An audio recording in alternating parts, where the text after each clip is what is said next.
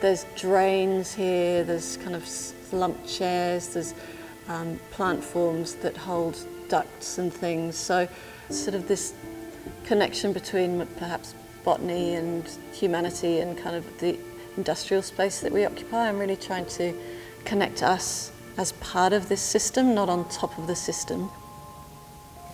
I'm Caroline Rothwell, and this is my exhibition Horizon at Hazelhurst Regional Gallery.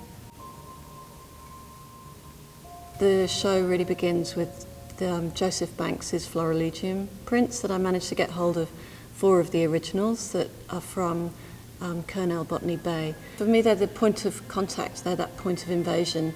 They represent this idea of kind of collection, of renaming, of a disconnect from the traditional knowledge. When I got the prints, I was amazed at how epically beautiful they were, but also how, for me, they're such political pieces.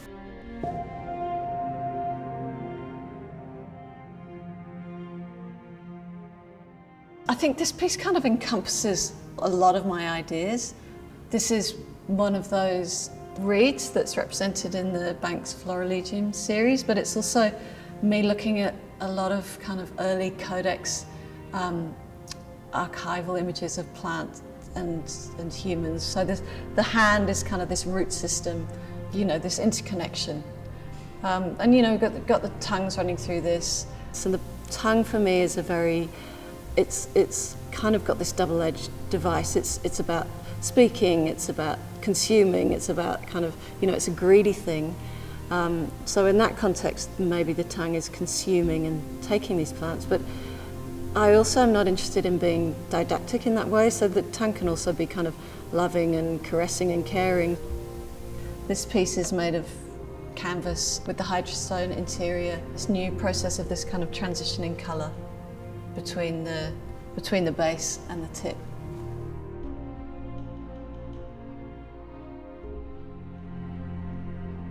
It actually represents imagery from the late 1700s, but kind of colliding with, you know, tongues and botany. It's made using basically exhaust emission from people's cars that I mix with a binder medium and then paint onto glass and then animate it. I'm just very interested in using kind of the media and materials of where we are now to make work that speaks to our major issues of now. So this is a piece that's based on the Bluebird Orchid, which is a little tiny endangered orchid in Western Australia, showing something that's really kind of small and not necessarily significant, but into this sort of monumental form. And it's got a little mirror so that, you know, when you actually look into the work, you actually become part of the heartbeat of the piece.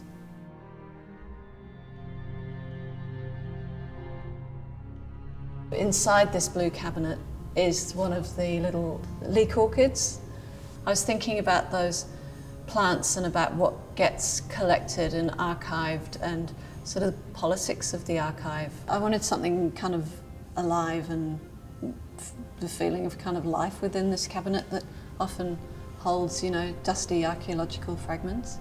You know, it's got that illusion of space. There's a lot of playing between the 3 and the 2 dimensionals I think in my work.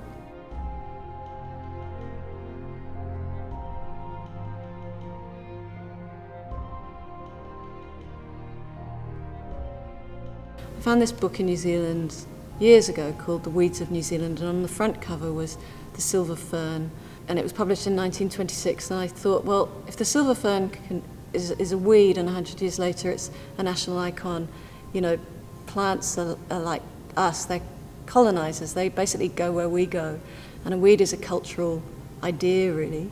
I or my friends, wherever people were, I'd say to them, could you please document in a 5 square metre radius the kind of weeds that are around you, and then I digitally form them into this one kind of Upplants. It's like this primal plant. Goethe had this idea about the Uber plant.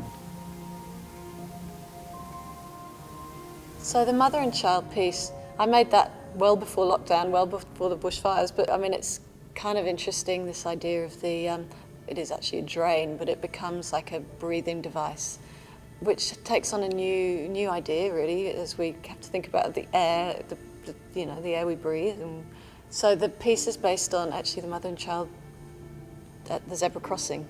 You know, you see the mother holding the hand. It's a cross between that and also Andreas Vesalius, Italian anatomist from the 18th century.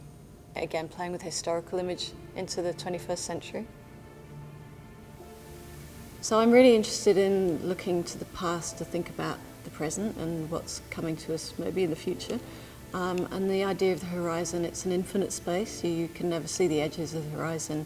You can look into it but never see where it finishes. And the same with, you look back at the horizon. So this idea of, I suppose it's infinite space and thinking through the past and into the present.